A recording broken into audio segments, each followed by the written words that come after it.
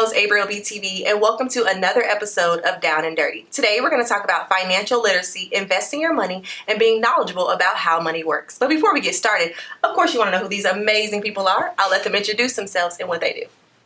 What's up, guys? My name is Baruch Pilcher. I'm also known as the insurance plug. Okay. I do insurance. I also do drone photography and Matterport photography.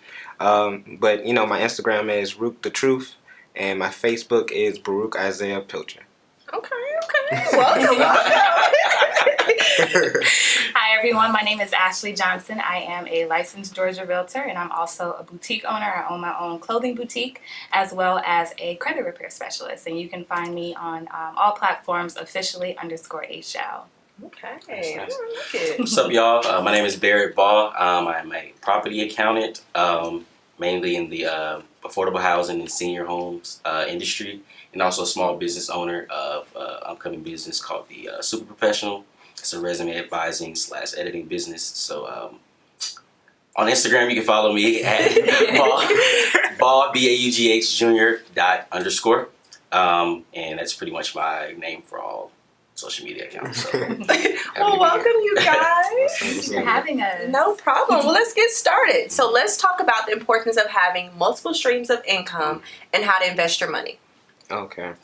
I kind of think the main thing, it's important, I would say, for the youth to, I wouldn't even say the youth, I just say people our age. Okay. To have multiple streams of income, because just what we want to do in life.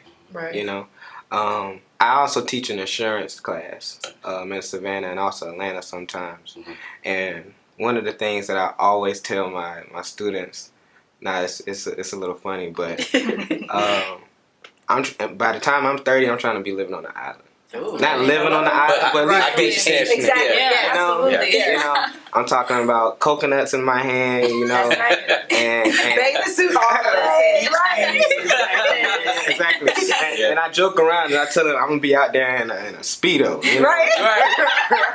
But you know, that's just the I want to paint that picture because that's how serious I am, Right. and that's how ambitious, and that's just me wanting to inspiring others to, you know, have that same type of drive, like, Right. you know, and I think it does start first with the multiple streams that you have. You know, Right. it makes it more easier to live your life and do other financial, you know, stuff that you got to take care of. And Absolutely. I just think that's where you really got to start at, you know, starting while you're young.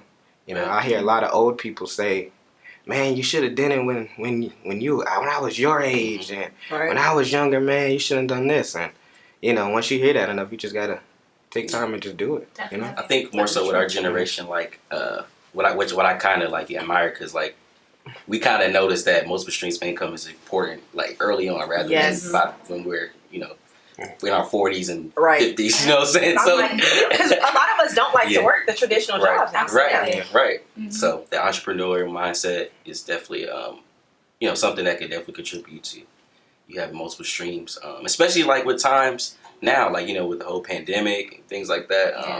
You kind of put in a position where you're kind of forced to, you know, have multiple streams Yeah. if you want to True. continue your lifestyle. Exactly. You know? And comfortable, yeah. Right. So, yeah, that's just my take on it. I think, you know, we're kind of put in a position now to kind of lock down and kind of just find different ways and be innovative to kind of, you know, make that multiple streams of income. So. Yeah, and I mean, I just think above all else, just financial freedom. I mean, Right. having the freedom to live a life of peace and not having to worry about living paycheck to paycheck. Yes. If you have multiple Yes. streams of income, you're able to really live a life on your own terms. Exactly. And I think Right. that's crucial. Right. Crucial. And the thing is, too, you know, I saw like a post on Instagram. It kind of was like, you don't want to run and chase money, but you want to chase what the freedom money brings. That's And good. so that's like my biggest thing that I want to do. Just like I love the freedom that it brings rather than just chasing it, you know? Because Right. you could chase it all day long, but you still be stuck in whatever little circle you're in. But if you're wanting to chase that peace, that, like you said, that freedom and stuff, like, that's really what you got to go out for, really what you got to do. Yeah, Right. you got to make your money make itself for you. Yeah, You exactly. know? Right. Exactly. Yeah. And so what about investing your money? Is that important? Should, because a lot of people think when you're making money, okay, I just, in the savings, you got 30,000, but what does that mean if you're not investing it? Right. I guess what I would say for investing, one, I do think it's very important, but I think a lot of people are kind of hesitant to it because they don't really have much knowledge of it. They don't want to make it seem like or be put in a position where they feel like they're going to lose money from investing, right? Or things like that. So I think it's just more so people just lacking knowledge of what investing is, what investing is, and like how to do it. And just the tips and tricks and just what to look out for. Because trust issues. Right. Right. So so I feel like that's my take on it though. But I feel like there's a lot of resources out there to where you can seek that knowledge. And, right. You just got to go out there and get it. I feel like just got to figure it out. I mean, just with investing in general, like there's different ways you can invest, but the first thing that comes to mind when I hear the word invest is generational wealth. You have to be able to sustain your bloodline through generational wealth, and investing is a part of that. So I think it's very important. Key thing is, I think, just investing in yourself. That's everything. Like, no matter what type of income you do have coming in, even with the multiple streams that you have coming in, just keeping that into your business or into yourself to make yourself better each and every day. Yeah. Another thing I tell my students all the time is, just try to get 1% better. No matter what it is, whatever you're doing, just 1% each day is really all it takes. Then you eventually get to Exactly, and it's just one day at a time. That's just one of the things I do. So, investing money is one thing, but investing in yourself and also investing in time too. That's it takes time to do everything too. So you got to set certain things aside, certain things you want to do to really, I don't know. I would say kind of bring more into what you actually want to do in your business. Right. So time and money are both different investments that you got to put aside to do. Right.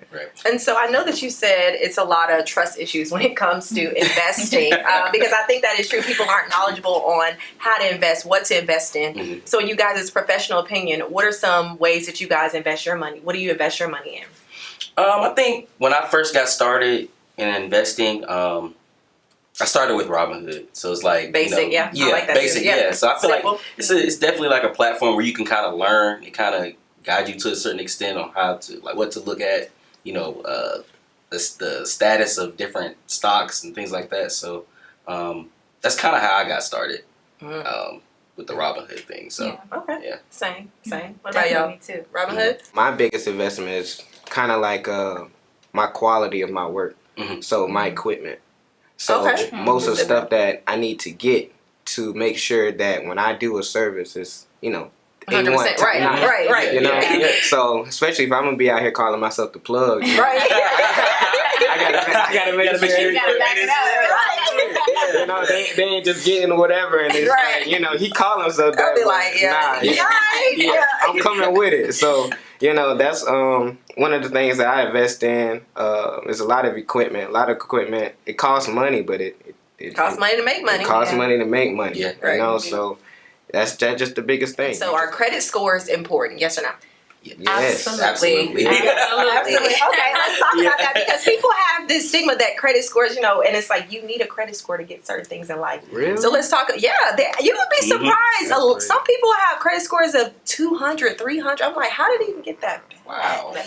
Yeah, so let's talk about it, and then we're gonna talk about some ways that you can help your credit score. So let's go. Yeah. Well, I know, like in my profession. Credit scores is not really a big thing, but it is something that can help. And so one of the tips that I tell a lot of my clients is that, let's just say, for instance, I have a client, perfect driving record, nobody, hit their car, no speeding tickets, above the right age, so they're not young, they're probably my age, 25, 26. Nice car, but their their insurance rate is high, So one of the things that I look into is well, if it's not anything else, that's just the common stuff. It's either your zip code where you stay at, and that's of course nothing that you could really help. Right. And it could also be your credit. Yeah. And 9 times out of 10, every time I say it's probably your credit, they It's the say, credit. "Oh, hey, yeah, I did end up taking, I end up doing this loan, or or the last person I talked to, I don't even like my finance company." So I was like, Yeah. You already know about it. Exactly. It's you. So a lot of times when because when you're getting these cars out the dealership, you financing them. So a lot of times when you are going to your different finance companies, I can just tell by the finance company that you're with, kind of how your credit is kind of looking. I don't want to say different off the top of my head right now, but it's just like different companies that's out there that you just know that's for people who have good credit and for people who have bad credit. Oh, wow. And so it's just something that you just gain from just keep doing clients and stuff like that. But other than that, I think credit score is really important, especially when it comes to insurance. That could be one of the things to That rate. bring your rate down. Yeah. And also, of course, when you're trying to buy a home or anything too, Oh, yeah. credit scores is important. It But is. if you got a good credit score, you can get anything. You can Yeah, get you anything. can- Right. You don't even have to have money. I mean, credit is really king. Like, and I'll say this quote that my grandmother used to say all the time: "Good credit is a poor man's best friend." Yeah. With good credit, you can get anything. And especially being in real estate right now myself, like, I jumped into becoming a credit repair specialist because I had clients that would come to me and their credit wouldn't afford them anything. They weren't able to get a pre-approved for the house they were looking for. So I said, you know what? I don't want, especially my people, to be denied get the opportunity of being a homeowner because of their credit. So that's why I kind of jumped into it. But credit is king. Yeah. Credit is king. Yeah, I think what some people don't know either is like even some employers won't hire you if your credit is Really? not got yeah. a specific Word. I didn't know They that. pull your Yeah. credit. Yeah, They they pull do. your credit during the interview process Yeah. to see where your credit is. Yeah. Wow. Yeah. I did not know that. Yeah. Yeah. Did Make sure y'all you start just looking out. Yeah. Yeah. Just Start started, doing it, yeah. or it's been around? I've always been told that they've done it. I mean, For every job, or is it certain jobs? Certain or- jobs. sorry, they have, Okay, it's the option. Like they Yeah. can choose to if they want. And they to. don't consult you first? They let you know beforehand, hey, Yeah. we're going to pull a Oh, It's part okay, of- okay. yeah. Okay, It's part of like when you fill out a job application, like it might be important to kind of read that That fine disclosure. print, right, yeah. 'cause they can say we can pull your credit, we can see what you own, we can pull your assets, things like that. So, I think it's important to read that disclosure because you never know. Yeah. I also That is think have access to. I also noticed that it's a lot of being from Savannah, it's a lot of different things that Savannah has going on than is different from Atlanta. Right. So I think that's one of the things I've never heard of that. And a lot of times talking to my Atlanta friends, they'll say different stuff when they're getting a job and going to interviews, and I'm like, what? You gotta do what? Right. And so I just think that's possibly one of the things that they just do because I've never heard of that. Yeah. But Yeah. that's crazy. Yeah, it is. That is, I didn't even know that. So if y'all hear that at home, make sure y'all read those. That is important. If you're like, why am I getting these hard? Yep. Yeah, Right. that's probably why. Right. And so I know you talked about, when you want to buy a home, because I think that is the biggest thing, your credit, that stops a lot of people. So tell me some ways that people can increase their credit score. Absolutely. Well, definitely pay your bills on time. I mean, pay your bills on time. You don't want to be over 30 days late on any payment that you have. Of course, make sure that you're not spending more that you can pay back, because a lot of people fall into that trap of paying for things and spending thousands and thousands of dollars, but they can't afford to pay it back. And then it just kind of sets them up for failure, and they're not able to pay their payments on time. Right. Just be more mindful too of, like I said, your spending, your saving as well too. I mean, it all falls into place. It's all connected to your credit. You don't want to mess up your credit for, literally one late payment could throw your credit completely off. Wow. And you really got to be mindful of that. So just stay on top of it. If you have to make, reminders on your phone, make sure if you got to do automatic payments, whatever you have to do so you don't miss those payments. I would say that is top tier. Do not miss the payments. Don't miss the payment. Does it matter how big the payment is? No, it doesn't matter. Something small, you can miss it and it still affects your credit. It drops it significantly. Yeah. And so is there a certain credit cards? Because I know people say, if you want to build your credit, get a credit card. Yeah. But it's like if you barely paying, bills on time, do you suggest that? Or is there a certain, credit card company that you suggest going with? There's nothing off the top of my head that I can think of specifically, but I would say definitely do your research. You want to make sure you're looking at all the institutions, kind of looking at the different interest rates and things like that to make sure, it's going to be a good decision for you. Yeah. And what's a good interest rate in your opinion? I would say definitely maybe something 5% or low. You don't want to go too high on interest when it comes to credit. Yeah. Okay, educate us. Yeah. I like it. Because I was thinking about getting a credit card, but it's I'm like, I don't know. Trust Right. issues. So I like that. And so what's the biggest stigma in African American households when it comes to financial literacy? That's a good one. That's a good one. I don't think we talk about it enough. Yeah. I don't think these are the conversations that we had growing up. Right. And so for me now, that's why I do my own due diligence to make sure I'm learning as much as I can to not only help my own parents, but my siblings, my family, my cousins, whoever, because this is just the way, things are here in the country. So we have to really abide by the things that other people are taught to do. We're not taught to do this. Right. We're not learning this stuff in school. So we really have to educate ourselves, and we really got to pass down the knowledge. Yeah. That's exactly what I was going to say. Pass down the knowledge, and that goes a long way too. It is a stigma in the African American community to, not have enough knowledge about financial literacy And how money works, right? Exactly. And so it probably won't start with our past generation, but it could start now. Right. So one of the things that we can do just easy is just wills, wills, and also We're gonna talk about that. Yeah, wills and just leaving money for your family. So when you do pass away, or when your grandfather passes away or stuff like that, having that money passed down from just, I want to work to where I'm making money for my kids and my kids. Right. So that's one of the things that I'm not just only working for myself, but I'm working for my future as well. Yeah. And it's not just only just from what I'm going to do, it's for my future, Right. I like that. And so I think that's where it really starts, and that's how we can try to break that stigma. But I think just as a community, that's just one of the things that we just gonna have to face. But it could be one of the things that you can do for your household, Right. for your kids, Right. and just be able to just pass down that not only knowledge, but pass down that money to your kids Right. too. Yeah. Right. And so that's what a lot of other nationalities do too. So I have a lot of other clients, that's not us, but that's what they do. They have properties. They have money. They don't put all their money into the bank. They get different properties and different assets, but they don't just do that for themselves. They're doing that for their kids. Right. So those properties that when their kids become of age, they can now run that property or feel like what they want to do with that. But the money part for it is already said and done. Right. And a lot of people think that having money in your bank account is rich. And Talk about that, right? That's not. What really makes you have money and show that you have money is what your money is doing. Assets. So putting your money in the bank is, okay, that's cool.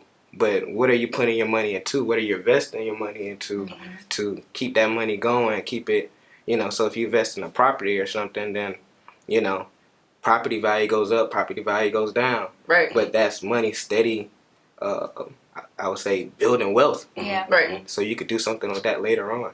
Sell your house for double than what you bought it for. Absolutely. I like that. How important is it for you to have a vision for your finances?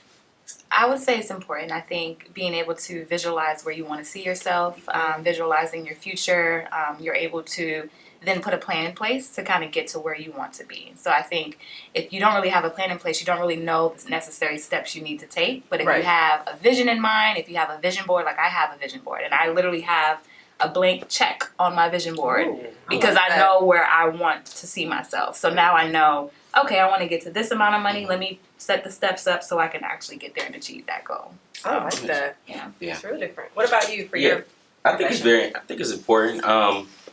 I just think that's part of like kind of what we were talking about before, where you say people don't know where to start. Right. I think that's a great way to start. Just developing a plan, whether it be a 5-year plan or a 10-year plan. Just as long as you have a plan, Right.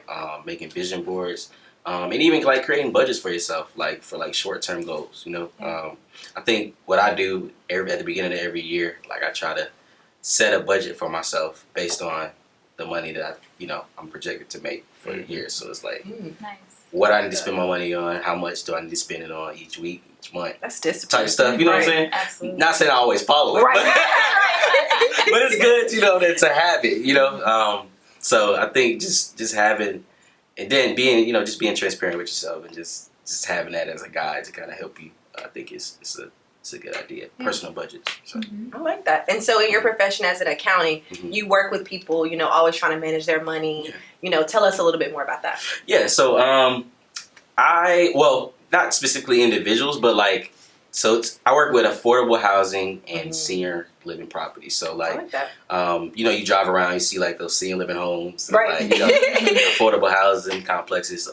But we do work with individuals, but like from a property standpoint, if that makes sense. It does. Like yeah. just a collective, like the property. So what we do, we create budgets literally for them every year. So and it's a very tedious process because people are very tight with their money. Right, They right. don't know how their money's being spent. Why is this much going to this year? Stuff like that. So, it kind of just kind of planning their expenses from a property's perspective. If that makes sense. So, yeah, it's a very tedious process. It's like people just emailing you, asking questions. One Why little is this? cent, right. Yeah, and then on top of that, we have to submit like these budgets to like government entities, so like the USDA and stuff like that, and they have to approve it in order for it to be in effect for the year. So they have even more questions. You know what I'm saying? Right. They want to make sure this is what Everything's it is. used right. Yeah. Right. So I like that. yeah. Tell me, what are the 5 things that go into buying a property or, purchasing a home? What are 5 things you would say? I would say, of course, credit. Credit is super important. I would definitely say lenders. So when you're getting pre-approved during the financing process, you want to make sure you have steady income, a low debt to income ratio. That's super important. You want to make sure that you're not in too much debt. You don't have a lot of that. Okay. Saving your money for closing costs, super important as well too. You want to have money saved up. You also want to have at least 2 years of consistent work history, because lenders will not pre-approve you if they see that you jump from job to job. So that's super important as well too. And I would just say faith. Really, what's yours is yours. And that's what I tell my clients now, especially in the market that we're in now. It's really hard sometimes to try to find what you want, but you have to know that what is for you will be for you. So don't get discouraged if it takes 6 months to find a home and you see somebody else buying a home in 3 months. You just have to be patient. So you got to have patience. But if you have all those things lined up, you should be good. I like that. And so what's a good interest rate? Is the market right now good or? The market right now, especially I think after the pandemic has been, it's kind of flipped a little bit. So now we're in the seller's market. So pretty much what that means, we have very, very, very historic low numbers of inventory. There's not a lot of houses on the market, but we have buyers that are trying to buy an influx because of the low interest rate. So when the pandemic hit, the interest rates dropped below, I want to say 4%. And right now we're kind of inching up towards 4% again. Not a bad thing. It's still lower than what it was before, but you want to make sure that you're able to, and I tell my buyers all the time, this is the right time to buy. Like, yeah, interest rates are still rising, but you want to take advantage of low interest rates. So right now they're kind of inching up towards 4%. But I want to say pre-COVID, and during the pandemic, I want to say in 2020, we were looking at maybe 3%. And now it's rising up to 4%. So not too much of an increase, but definitely significant enough to kind of deter people away from the home buying process. And so what if you're an entrepreneur and you don't have, a steady job? So yes, there are options for you as well too. Okay. Lenders typically have different programs specifically for entrepreneurs. So you can talk to a lender and they'll be able to kind of get you squared away. They have different programs. They require different things. But they usually look at bank statements. So they may look at 6 months worth of your bank statements, or they may look at a whole year. So if you have that steady, then you should be fine to pre-qualify. I like that. Yeah. Okay, I've always wondered that. Right. Yeah. Right. I've always wondered, if you don't have a job, how do you get approved, or what's an alternative route? Yeah. So, There's programs for everybody. I like that. And so, what are some ways you can save on insurance? Home, auto, life. What are some different ways? Tell me top three. Top 3. Ooh, put me on the spot. Right.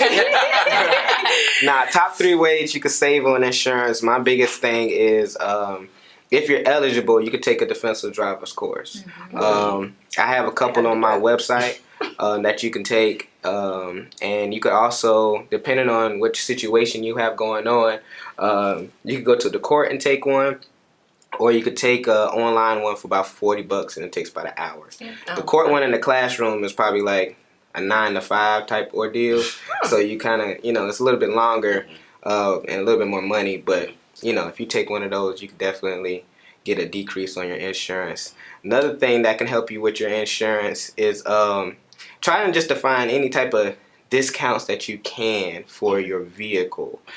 So for whatever company that you are interested in and going for insurance, just trying to get all your discounts that you can. Okay. So, talk to them about seatbelt discounts. Talk to them about anti-lock brakes, anti-theft, different stuff as far as if you have a car that does automatic braking. Some companies, I know Progressive, they do some type of discount that, that helps. Different things that make your car, the safety features. Right. And I'll say another thing and I say the key thing is, of course, just drive safe. It's really important to have our own assets, our own property and land, especially with the world we live in. Are you guys looking to do that, or what do you guys think? For me, I just got into the business. I'm doing Turo currently right now, and I'm currently doing, I have my Airbnb coming up about, I would say, hopefully my builder's not watching this. Right.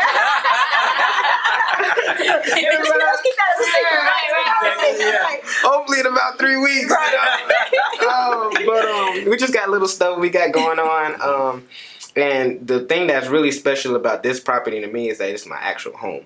Oh, wow. So I've been staying in this home for the last 25 years. Wow. So this is my parents, trying to run the business and spread it across the country. So they're, out of town a lot more. So with the house being vacant, why sit? Why not rent it out? Right. Passive income. Exactly. So I would think just seeing that my other friends that is doing the Airbnb and stuff, and just how quickly it's being booked. Yeah. And in the area that we live in, Savannah, it's historic downtown. Yes. I love Savannah. Oh man, I just can't wait. But yeah, that's the different thing. I think it's really important to invest in stuff like that, and definitely get some different property, different things you own, because you could just go anywhere with that. And that's like you said, good stream of income.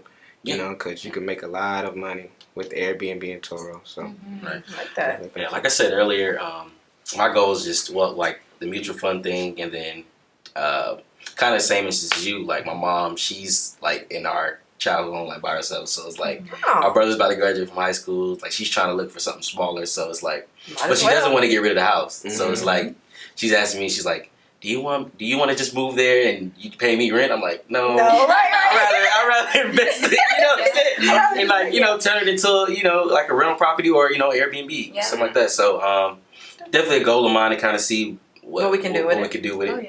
Yeah. But I definitely don't want to sell it. That is true. Grew up in that home, right? Grew up in that home. Childhood memory. Exactly. You can't get rid of it. Thank you guys so much for chatting with me. I really enjoyed the conversation. I hope we help you guys at home about your financial literacy and, of course, your finances and the importance of money. Make sure you follow me on all social media platforms at AybrielBTV.com, and we'll see you next week for another episode of Down and Dirty. Bye, guys.